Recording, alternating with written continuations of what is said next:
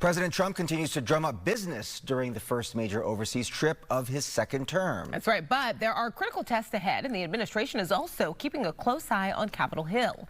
Doug Luzader is live with an update on Trump's trip. Good morning, Doug. Brooke and Bob, good morning. The president said this morning that U.S. loyalties will not waver as he seeks to build stronger ties with a number of Middle East leaders. The president and the crown prince emerging alongside a gathering of Arab leaders this morning for a group photo and promises of cooperation.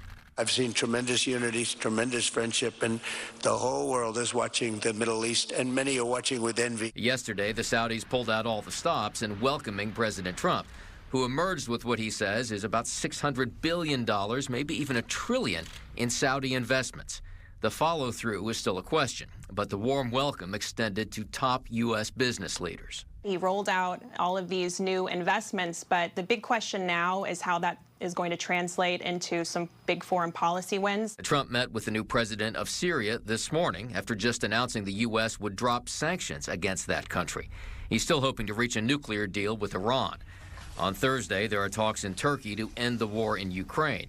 And back in Washington, House Republicans are moving ahead with his big budget bill as Democrats are questioning the president's plan to allow the Defense Department to accept a gift from Qatar, a 747 to temporarily replace the aircraft used as Air Force One. I am announcing a hold on all DOJ political nominees until we get more answers. Some people say, oh, you shouldn't accept gifts for the country.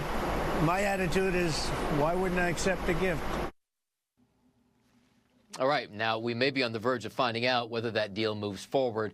The president's next stop on this trip will be Qatar. He's headed there right now. Brooke and Bob. Yeah, the president described flying into Riyadh and said, here I am in a 40-year-old plane, and you get to the tarmac there in Riyadh, and there are big planes there, much bigger than Air Force One. It's 40 years old. So as he goes to Qatar, there's still not clear whether or not that deal is going to be made and whether he'll accept that gift. Yeah, you know, there's no question that the aircraft that are currently used as Air Force One are quite old. Now, aircraft have a long lifespan, but even by that standard, these are pretty old aircraft.